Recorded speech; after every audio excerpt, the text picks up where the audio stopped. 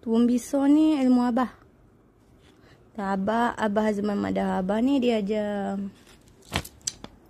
ajar jadi wali Allah. So kita kena ni panggil Ragu Sukma.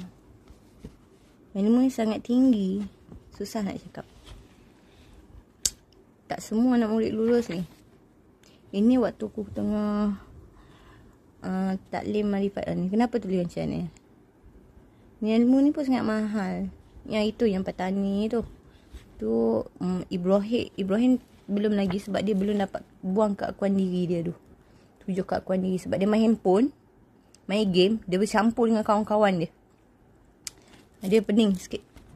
Dia kono duduk dan kobon macam Muhammad tu. Dia tak campur dengan dunia luar. Dia kena campur dengan alam.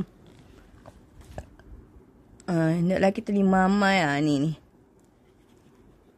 Mas